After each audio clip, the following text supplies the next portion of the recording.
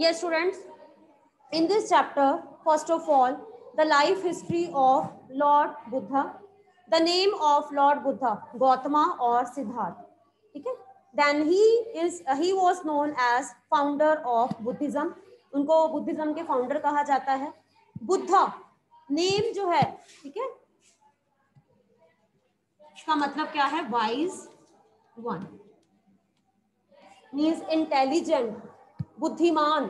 ठीक है, यानी कि सिद्धार्थ और गौतम जो थे वो बहुत इंटेलिजेंट थे, इसीलिए उनके नेम को क्या कहा जाता है? बुद्धा. और धीरे धीरे उनका नाम क्या पड़ा? लॉर्ड बुद्धा. एंड रिलीजन जो उन्होंने स्टार्ट किया that was Buddhism. Clear? Then 2500 years ago, ठीक है, उनकी जो लाइफ हिस्ट्री है हमने पढ़नी है. That 2500 years ago that he belong to Kshatriya caste. Caste system में 4 types of caste are there: Brahmins, Kshatriyas, Vaishyas and Shudras. And lord Buddha he belong to which caste? Kshatriya caste. And उस टाइम पीरियड में ना सोसाइटी जो थी वो अलग अलग ग्रुप्स में डिवाइडेड थी. तो जिस ग्रुप से ये बिलोंग करते थे उस ग्रुप का नाम क्या था? साक्या. साक्या गण group he belong to was Sakya. Clear? Then next is Sakya गणा से बिलोंग करते थे एंड क्षत्रिय कास्ट थी. लेकिन ultimately as he belong to a prince family, ठीक है, वो उनके फादर जो थे वो किंग थे, but he was not satisfied with the life. Why he was not satisfied? Because he wanted something different, यानी कि वो गॉड के बारे में, गॉड की इंफॉर्मेशन लेना चाहते थे. And that's why he left home, he left all the comforts and he spent his life many you can say years in the forest areas and meditated. Meditation का मतलब क्या होता है? जिसमें कोई भी पर्सन जो है वो आंखें बंद करके गॉड के बारे में, गॉड की सर्च करते हैं, ठीक है, या he discuss, he debate with many people about the existing of God.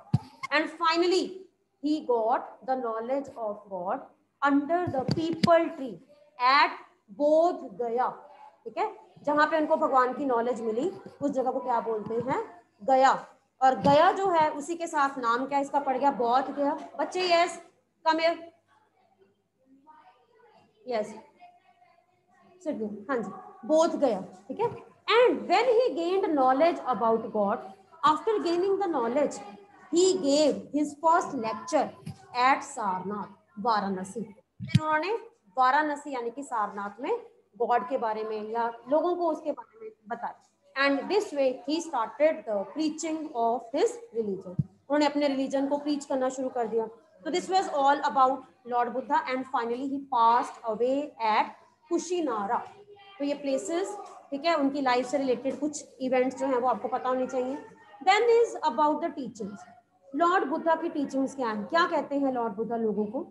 उनका ये मानना है that life is full of suffering. ठीक है, उनका ये मानना है कि किसी भी पर्सन की जो लाइफ है that is full of suffering. ठीक है, why suffering is there? Because we have unlimited desires. हम क्यों दुखी होते हैं? क्योंकि हमारे डिजायर्स पूरी नहीं होती. व्हाट? अगर हम अपने डिजायर्स पे कंट्रोल करें, डिजायर्स पे कैसे कंट्रोल कर सकते हैं? You have to control your 5 senses. 5 senses. अपनी आईज को कैसे कंट्रोल करते हैं? ठीक है, आप बुरा मत देखो. ईयर्स को कैसे कंट्रोल कर सकते हैं? बुरा मत सुनो. ठीक है, अपने माउथ को कैसे कंट्रोल कर सकते हो? बुरा मत बोलो. ठीक है. एंड अपनी जो है वो अपनी ईटिंग हैबिट्स को कैसे कंट्रोल करते हो? ठीक है, not to eat too much, not to eat junk food. ठीक है, इस तरह से आप अपनी बॉडी को ठीक रखते हो. ठीक है, सो बहुत सी ऐसी चीजें हैं जिसपे आप कंट्रोल कर सकते हो.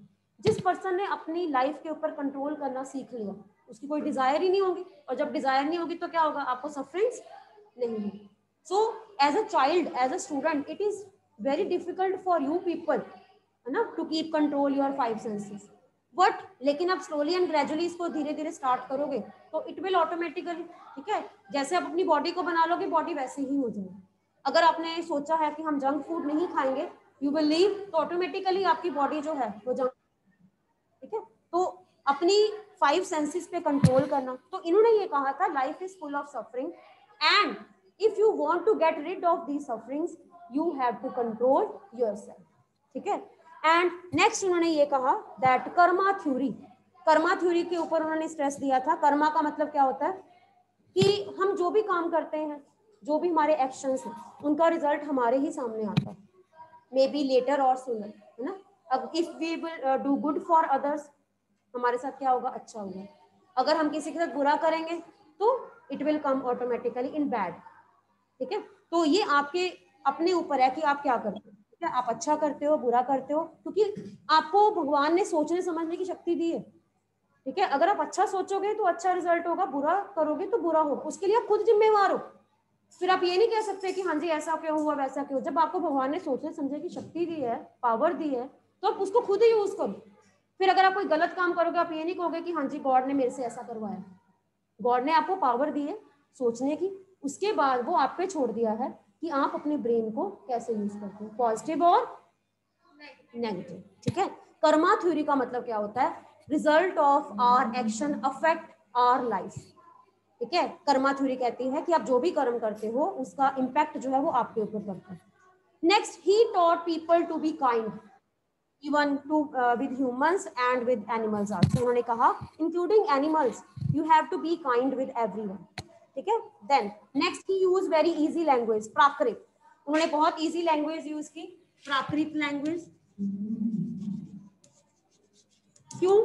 Because at that time Sanskrit was the main language and it is very difficult. Sanskrit को रीड करना समझना बहुत डिफिकल्ट होता है। And eight that time many people they were not understanding the concept of Sanskrit.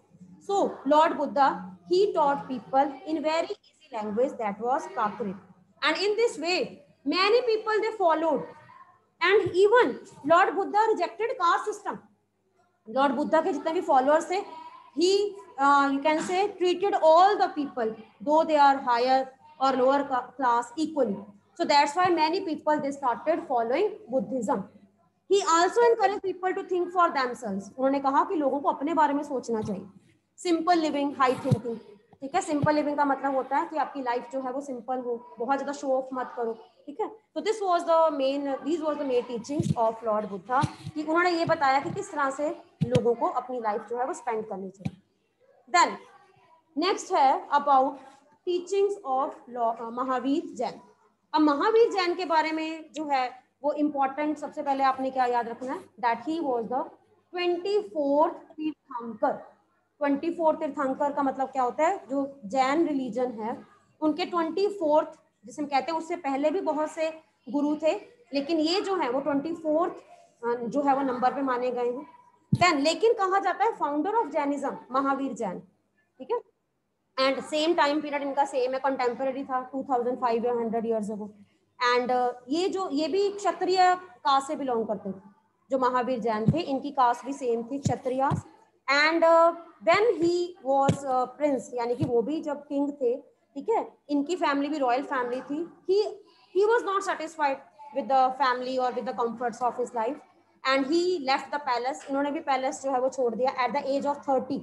ठीक है, he left the home and he moved here and there in search of God. ठीक है, and finally he also gained the knowledge, और God की knowledge लेने के बाद he follow the same path like Lord Buddha. He preach everyone about the Jainism, and in this way we can say that the इनकी जो life history है, चाहे Lord Buddha है चाहे महावीर जैन है, काफी हद तक रिजेंबल करती है। ठीक है, और इनका जो संघ है वो किस संघ से बिलोंग करते थे, वाजी संघा। ठीक है, वाजी संघा। और जिस प्लेस पे ये रहते थे, जिस प्लेस में थे, उस प्लेस का नाम क्या था, लिच्छवी। इसलिए इनको लिच्छवी के किंग कहा जाता है। और जिस ग्रुप में ये थे उसका नाम क्या है, वाजी संघा। ठीक है, देन इनकी टीचिंग्स क्या है, ऑब्वियसली टीचिंग्स तो काफी हद तक सेम ही होंगी ना, लेकिन इनका आपने क्या लिखना है, इनका मेन जो था, इन्होंने किस चीज पे स्ट्रेस दिया, men or women who wanted to search God should leave the home। इन्होंने कहा कि चाहे मैन है चाहे वुमेन है, जो भी गॉड को या जो भी सच की तलाश करना चाहते हैं उनको अपना घर छोड़ना पड़ेगा। ठीक है, देन घर छोड़ने के बाद उन्हें कहाँ जाना पड़ेगा, संघ। संघ का मतलब क्या होता है, कोई एक ऐसी जगह जहाँ पे सभी लोग घर छोड़कर आते हैं और उनका मेन पर्पस वहां पे रहने का क्या होता है, सिर्फ गॉड के बारे में डिस्कस करना। ठीक है, then third, not to hurt anyone, किसी को ना मारना। ठीक है, किसी को जो है वो फिजिकली एंड मेंटली किसी भी तरह से नुकसान ना पहुंचाना। ठीक है, according to them all living beings, जितने भी ह्यूमन है चाहे animals, have right to live. हर एक के पास जीने का राइट है, हम किसी से भी उसका राइट जो है वो नहीं ले सकते। ठीक है, and he also used the same language, that was Prakrit. He also used the same language, easy language, Prakrit. Then after that उन्होंने और भी कुछ क्या कहा कि बी ऑनेस्ट, ठीक है, be kind to everyone. Honest का मतलब है कि कोई भी पर्सन जो है वो बेईमानी से पैसा ना कमाए. देन एक और उनका जो है वो डिफरेंट बुद्धिज्म से क्या था, that celibacy, celibacy not to marry. ठीक है, यानी कि उन्होंने ये कहा कि अगर आप जैनिज्म रिलीजन में आना चाहते हो तो you have to practise celibacy. Celibacy का मतलब होता है नॉट टू मैरिज. लेकिन कई लोगों ने इसको फॉलो किया, कईयों ने नहीं किया. ठीक है. एंड इसके बाद begging for food. Begging for food का मतलब होता है कि जब आप घर छोड़कर आ जाते हो और उसके बाद जब ये संघ में रहते थे तो ये खाना खुद नहीं बनाते थे, ये अपने फॉलोअर्स के पास जाकर उनसे खाना मांगते और बदले में वो वहां पर जाकर भगवान के बारे में उनको बताते. तो अल्टीमेटली उस टाइम पीरियड में बहुत से लोग उनको इनवाइट करते थे अपने घर में और इस तरह से धीरे धीरे जो है ये रिलीजियस सिस्टम जो है वो स्टार्ट हुआ. ठीक है. So this was all about the Mahavir Jain. Then लेकिन जैनिज्म रिलीजन को मेनली ट्रेडर्स जो है उन्होंने ज्यादा अडॉप्ट किया, क्योंकि फार्मर्स को फार्मिंग के टाइम में इंसेक्ट्स को मारना पड़ता था. तो उस टाइम में फार्मर्स को ये लगा कि ये जो रूल्स एंड रेगुलेशंस है वो इनको फॉलो नहीं कर पाएंगे. So that's why eight that time many traders, businessman, they joined Jainism religion. Clear. And इसके अलावा इस रिलीजन से रिलेटेड अलग अलग स्टेट्स में बहुत सी मोनेस्ट्रीज, केव्स, लॉर्ड जिसे हम कहते हैं महावीर जैन की बहुत बड़े बड़े स्टैचूज बनाए गए हैं ताकि लोग दूर दूर से वहां पर आए और महावीर जैन के बारे में इंफॉर्मेशन लें. यहाँ पे जैन वर्ड जो है इसका मतलब क्या होता है, ये जिना वर्ड से निकला. जैन वर्ड का ओरिजिन कहाँ से हुआ है, जिना. जिना का मतलब होता है कंकरर, जिसने सब कुछ जीत लिया. सब कुछ जीत लिया का मतलब एरिया नहीं जीता, क्या जीत लिया, क्या जीता इन्होंने, किसको जीता, अपनी डिजायर्स को जीता. ठीक है, अपने 5 सेंसेस को जीता. How, can you tell me how, कैसे जीता इन्होंने अपनी डिजायर्स को. हाँ जी, क्यों इनको जिना कहा जाता है. जिना का मतलब होता है कंकरर, जिन्होंने सब कुछ जीत लिया. किसको जीत लिया, अपनी 5 सेंसेस को कंट्रोल किया. सपोज आप चाहते हो इस टाइम की आपका कुछ खाने को दिल कर रहा है, लेकिन आपका कंट्रोल है, आपका अपनी सेंसेस पे कंट्रोल है. ठीक है, आप में बहुत पेशेंस है. बहुत कम ऐसे लोग होते हैं जिनमें पेशेंस होता है. कई लोग को बहुत ज्यादा एंग्री हो जाते हैं, लेकिन इन्होंने एंगर को कंट्रोल किया. महावीर जैन ने एंगर को कंट्रोल किया, इसलिए इनको क्या कहा जाता है, जिना. और किस पे कंट्रोल कर सकते हैं हम, एंगर पे कंट्रोल कर सकते हैं. गुस्सा तो सबको आता है, सबको गुस्सा आता है ना. लेकिन कई पर्सन अपने जो है वो गुस्से को कंट्रोल कर लेते हैं, कई नहीं कर पाते. जो कंट्रोल कर लेते हैं इट मींस वो कंकरर है, उन्होंने जीत लिया, अपने सेंसेस को कंट्रोल करना जीत लिया. और अगर आप गुस्सा करोगे तो अल्टीमेटली आपकी हेल्थ के ऊपर, आपके माइंड के ऊपर इसका बैड इम्पैक्ट पड़ेगा. ठीक है. हाँ जी. नेक्स्ट इज अबाउट उपनिषद. उपनिषद के बारे में जो है मतलब इंफॉर्मेशन आपको पता होनी चाहिए कि उपनिषद का मतलब क्या होता था. उपनिषद एंशियंट टाइम में उपनिषद एक बुक थी, काइंड ऑफ बुक थी जो डिबेट और डिस्कशन की फॉर्म में लिखी गई. डिबेट एंड डिस्कशन का मतलब क्या होता है कि पुराने टाइम पीरियड में जब लोगों के माइंड में क्वेश्चंस आते थे तो ये क्वेश्चंस वो अपने गुरु से पूछते थे. कैसे कैसे क्वेश्चंस उपनिषद थिंकर्स पूछते थे. नंबर 1, वो अपने गुरु से पूछते थे कि लाइफ जो है डेथ के बाद क्या होता है. देन सेकंड, वो उनसे पूछते थे कि एनिमल को सैक्रिफाइस क्यों किया जाता है, क्यों किसी एनिमल की बलि दी जाती है. ठीक है. थर्ड वो ये पूछते थे कि किसी की डेथ के बाद आत्मा और परमात्मा जो है उनके बीच में क्या क्या रिलेशन है. तो ऐसे बहुत से क्वेश्चंस थे जिन क्वेश्चंस का आंसर लोगों को नहीं आता था, तो उनके गुरु उनके आंसर्स देते थे उनको. और जब वो गुरु से पूछते थे तो गुरु के आंसर्स को वो लिखते थे और इसको लिखा गया डिबेट और डिस्कशन की फॉर्म. तो उपनिषद का मतलब क्या होता है, सम sitting near guru, some books debate and discussion held near the guru. ठीक है. And they wrote everything in kind of books. और ऐसी ही बुक्स को क्या कहा गया, उपनिषद. तो उपनिषद का मतलब क्या है, what is the meaning of Upanishad. हाँ जी, उपनिषद का मतलब क्या है. उपनिषद का मतलब होता है गुरु के पास बैठकर, ठीक है, कुछ क्वेश्चंस पूछना और जो गुरु आंसर देते हैं उसको रिटन फॉर्म में लिखना. और इसको लिखा गया है डिबेट और डिस्कशन की फॉर्म में. लाइक आप कोई भी अगर स्टोरी पढ़ते हो तो एक स्टोरी होती है पैराग्राफ, और एक आप पढ़ते हो डिबेट एंड डिस्कशन की फॉर्म में, डायलॉग फॉर्म में पढ़ते हो, कैरेक्टर की फॉर्म में पढ़ते हो ना. इससे आपको ये पता लगता है कि इस कैरेक्टर ने ये क्वेश्चन पूछा, उसके बाद उसने ये इसका आंसर दिया. ठीक है, जैसे नॉवल टाइप होता है। तो इसी तरह से उपनिषद भी बहुत सी ऐसी पुरानी बुक्स हैं जिसको पढ़ के हमें पता लगता है कि पुराने टाइम पीरियड में जो शिष्य और गुरु के बीच में रिलेशंस कैसे होते, शिष्य कौन कौन से क्वेश्चन पूछते थे और गुरु कौन कौन से आंसर्स उनको बताते थे। ऐसे बहुत सी बुक्स लिखी गई हैं जिनको क्या कहा गया, उपनिषद। तो अगर मैं आपसे ये पूछती हूँ what is the meaning of Upanishad, हाँ जी, what is the meaning of Upanishad, क्या आएगा? यस, उपनिषद का मतलब क्या होता है? हाँ जी बेटा।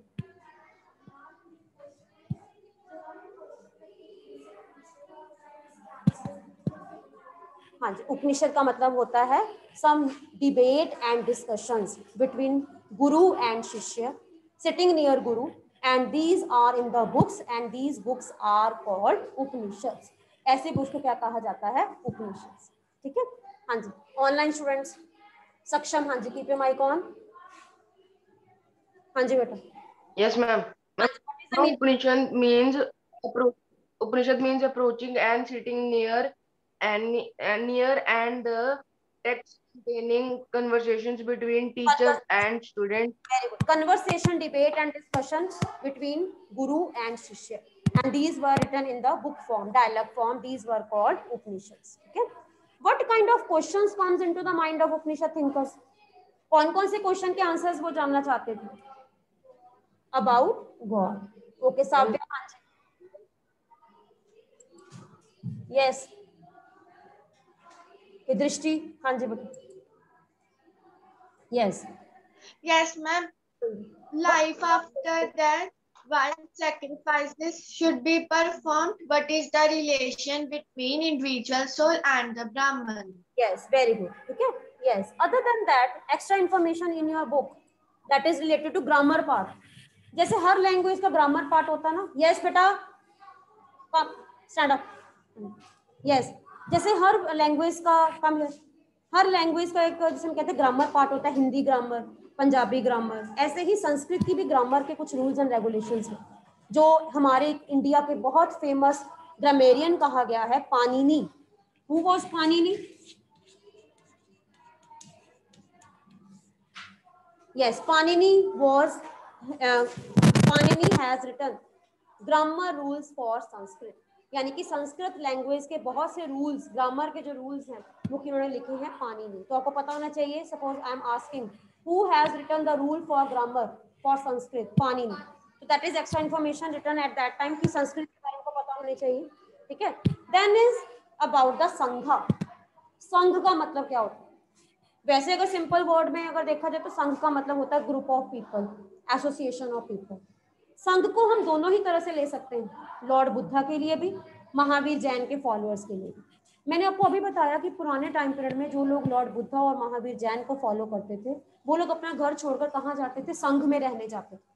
संघ पहले पहले तो संघ ये जो होते थे ना वो नेचुरल केव्स होते थे या फॉरेस्ट एरियाज में, कहीं भी वो जगह उनको मिलती थी वहां पे रहते, क्योंकि उनका ये मानना था कि हमने लाइफ के कंफर्ट से बाहर आना है, हमने अपनी लाइफ के जितने भी हमें कंफर्ट्स मिले हैं हम इनको छोड़कर हम गॉड की सर्च में जा रहे हैं। And eight that time many people they left the home. और अगर मैन और वुमेन घर छोड़ते थे ना तो उनको कुछ रूल्स एंड रेगुलेशंस को फॉलो करना पड़ता था। सपोज अगर वुमेन ने घर छोड़ना है या रिलीजन को अडॉप्ट करना है तो they have to take permission from their husbands. ठीक है, और अगर जो स्लेव्स होते थे, सर्वेंट्स होते थे, अगर उन्होंने घर छोड़ना है तो उनको अपने मास्टर्स जो जहाँ पे वो काम करते थे उनसे परमिशन लेनी पड़ती थी। अगर बच्चों ने इस रिलीजन को अडॉप्ट करना है तो उनको अपने पेरेंट्स से परमिशन लेनी पड़ती। Means it was not easy to leave the home. घर छोड़ना इजी नहीं होता, वो उनकी मर्जी से ही जाते थे, यानी कि घर जो थे, घर के जो लोग थे उनको अपनी मर्जी से ही वहां पे भेजते। ठीक है, एंड उसके बाद जब वो घर छोड़कर वहां पे जाते थे तो वहां पे धीरे धीरे जब जैसे बुद्धिस्ट जो मॉन्क कौन होते हैं? मैन जो बुद्धिस्ट बन जाते हैं, ठीक है, महावीर जैन को फॉलो करते हैं, जो संघ पे जाकर रहते हैं। देन नन फॉर वुमेन, ठीक है, यानी कि जो वुमेन जिन्होंने घर छोड़ा, और वो भी है पर इसके लिए इंग्लिश वर्ड है तो we can use. Then next is, इसके बाद फिर हमने ये बताना है कि धीरे धीरे जैसे जैसे वो उन्होंने घर छोड़ा, पहले वो फॉरेस्ट एरियाज में रहते थे but it was not safe, कि फॉरेस्ट एरियाज में रहना सेफ नहीं होता था। तो धीरे धीरे उनको फॉलो करने वाले जो उनके फॉलोअर्स थे, किंग्स थे, उन्होंने धीरे धीरे उनके लिए मोनेस्ट्रीज बनवाई, ठीक है, रॉक शेल्टर्स बनवाए ताकि जहाँ पे भी वो रहते हैं उनको प्रॉब्लम्स ना। ठीक है। एंड फिर यहाँ पे मोनेस्ट्रीज में लोग जाकर उनसे सुनते थे गॉड के बारे में, लाइक जो उनका डिस्कशंस होती थी, ठीक है। और फिर ये ट्रेंड चला कि उनको अपने घर बुलाते थे खाना क्योंकि वो खाना खुद नहीं बनाते थे, खाना कौन बनाते थे उनके लिए, उनके फॉलोअर्स, ठीक है। और इस तरह से धीरे धीरे फिर उनको अपने घर बुलाकर, ठीक है, उनसे भगवान के बारे में, गॉड के बारे में, ठीक है, डिस्कशन की जाती है। और इसी तरह से ट्रेंड जो था वो संघा, मोनेस्ट्रीज जो है वो धीरे धीरे ये बनने लगे। देन मोनेस्ट्रीज जो थी वो मोनेस्ट्रीज के लिए लैंड कौन देते थे? किंग्स, क्योंकि इतनी सारी लैंड जो है वो कोई प्राइवेट पीपल, कॉमन पीपल तो दे नहीं सकते। तो अल्टीमेटली मोनेस्ट्रीज बनाने के लिए, केव्स बनाने के लिए जो लैंड थी वो किंग डोनेट करते थे। और डोनेशन के बाद उसके ऊपर जो भी काम करवाया जाता था तो ये सारा जो है वो अलग अलग लोग डोनेशन करते। डोनेशन का मतलब क्या होता है? जब आप अपनी इनकम से कुछ परसेंट जो है वो रिलीजियस चैरिटी के लिए देते हैं। और इस तरह से बड़े बड़े मोनेस्ट्रीज, बिहार और संघ जो है वो बनना शुरू हुए। And in this way we can say that this religion spread not only in India but to different parts, अलग अलग कंट्रीज, अलग अलग पार्ट्स जो हैं, ठीक है। वहां पे आप खुद सोचो कि नेक्स्ट जो चैप्टर है इसमें हमने पढ़ा चाइना से जो पिलग्रिम्स हमारी कंट्री में आए, ठीक है, जिन्होंने हमारी कंट्री में रहकर बुद्धिज्म के बारे में, महावीर जैन के बारे में टेक्स्ट जो है वो लिटरेचर इकट्ठा किया, बुक्स लिखी, बड़े बड़े स्टैचूज जो है वो अपने साथ लेके गए। और ये रिलीजन इंडिया से ज्यादा फॉरेन कंट्रीज में स्प्रेड हुआ। कौन कौन सी countries? Sri Lanka, China, Japan, Indonesia, Java, and this religion spread to different parts of the country. आज ये रिलीजन हमारी कंट्री से ज्यादा डिफरेंट पार्ट्स जो है वहां पे फॉलो किया जाता है। नेक्स्ट जो है that is ashram system. Ashram system का मतलब ये जो है ये हिंदू रिलीजन का मेन आश्रम सिस्टम माना गया था पुराने टाइम पीरियड में, एंशिएंट टाइम में। According to Hindu mythology a person, a male, women की बात नहीं मैं कर रही हूँ, male's life can be divided into 4 parts. First part उनकी लाइफ का वो पार्ट होगा जिसमें वो सिर्फ क्या करेंगे? स्टडी करेंगे। स्टडी कुछ भी हो सकती थी, वेदास, उपनिषद। इस पार्ट को, इस फर्स्ट फेज को क्या कहा गया? ब्रह्मचार्य। ब्रह्मचार्य का मतलब होता है जिसमें वो सिर्फ एजुकेशन लेते हैं। ब्रह्मचार्य का मतलब क्या है? ठीक है, they are expected to leave simple life, study Vedas early years of their life. Second है गृहस्थ। सेकंड आश्रम माना गया गृहस्थ। गृहस्थ का मतलब जब उनकी मैरिज करवा दी जाती है, ठीक है। आपने लॉर्ड कृष्णा की स्टोरीज पढ़ी होंगी, सुदामा की स्टोरीज, जब वो कृष्णा और सुदामा जो थे, ठीक है, उनके गुरु उनको भेजते हैं। आपने वो स्टोरी सुनी जब लॉर्ड कृष्णा और सुदामा जो थे उनके गुरु ने उनको भेजा था, ठीक है, वो एक जगह फिर उनको चावल दिए है ना खाने के लिए। तो लॉर्ड कृष्णा जो थे, सुदामा, हाँ सुदामा के चावल, वो भी सुदामा ने लॉर्ड कृष्णा के चावल खा ली। और उसके बाद फिर मतलब ये स्टोरी जो है, ये सारी स्टोरीज ब्रह्मचार्य स्टेज की है, जिसमें वो गुरु के पास जाकर गुरुकुल में रहकर एजुकेशन लेते हैं। सेकंड इज गृहस्थ। गृहस्थ वो स्टेज है जिसमें जो मेल है या लड़का है उसकी मैरिज की जाती है, ठीक है। मैरिज के बाद उनकी फैमिली, वो सारा टाइम उनका, वो सेकंड स्टेज है। थर्ड वानप्रस्थ। वान मीन्स वन, यानी कि ये वो टाइम था जिसमें मतलब जो है, जो लड़का है उसकी मैरिज हो गई, उसके बाद उसने अपना जो भी रूल था वो आगे बच्चों को दे दिया और वो खुद कहाँ चले जाते थे? फॉरेस्ट एरियाज, ठीक है। जैसे आपने सुना होगा कि महाभारत में पांडव जो थे वो कहाँ चले गए थे लास्ट में? वनवास। वनवास का मतलब क्या होता है? फॉरेस्ट एरियाज में रहना, ठीक है। एंड लास्ट संन्यास। लास्ट स्टेज होती है संन्यास। संन्यास का मतलब होता है अपना कनेक्शन जो है वर्ल्ड से बिल्कुल अलग कर लेना, भगवान के बारे में जाप करना, निरंतर उनके बारे में सोचना, मेडिटेशन करना, ठीक है। तो ये अलग अलग स्टेजेस जो हैं वो हिंदू मैथोलॉजी के अकॉर्डिंग मानी गई संन्यास में। तो ये भी बहुत उस टाइम में पॉपुलर था। देन एक और रिलीजन जोरोएस्टर, जोरोएस्ट्रियनिज्म। जोरोएस्टर एक प्रॉफिट माने गए हैं ईरान से, और आज के टाइम पर इंडिया में बहुत सी पारसी कम्युनिटीज है जो इनको फॉलो करती हैं। और इन्होंने एक बुक लिखी थी जिसका नाम क्या था? ज़ेंद अवेस्ता। इसमें इन्होंने बहुत सी टीचिंग्स लिखी हैं। तो टीचिंग्स आप कोई भी पढ़ोगे, चाहे आप लॉर्ड बुद्धा की पढ़ो, चाहे महावीर जैन की पढ़ो, चाहे जोरोएस्टर की पढ़ो, टीचिंग सारी एक ही तरह की होती है, ठीक है। ये आपके ऊपर है कि आप उनको कैसे फॉलो करते हैं। इनकी टीचिंग्स क्या है? गुड थॉट्स, अच्छा सोचो, देन गुड वर्ड्स, हर एक के लिए अच्छा बोलो। आप तो बच्चे हो, आप तो इस चीज को बहुत जल्दी फॉलो कर सकते हो क्योंकि बच्चों का माइंड बहुत फ्रेश होता है। आपको जो चीज सिखाई जाती है आप उसी को फॉलो करते हो। अगर आपको अच्छा सिखाया जाएगा तो आप अच्छा करोगे, और अगर बुरा सिखाया जाएगा तो बहुत जल्दी बुरा भी फॉलो करते हो, ठीक है। लेकिन good thoughts and good words, means जितना आप अच्छा बोलोगे उतना आपकी लाइफ जो है आपके साथ अच्छा हो। गुड डीड्स, डीड्स का मतलब होता है एक्शन, काम, अच्छे काम करोगे तो आपके साथ अच्छा हो। तो ये सारा जो टीचिंग एंड अवेस्ता में ज़ोरोएस्ट्रिज्म यानी कि ज़ोरोएस्टर जो थे उन्होंने बताया। तो that was all about this different new ideas. Chapter का नेम क्या है?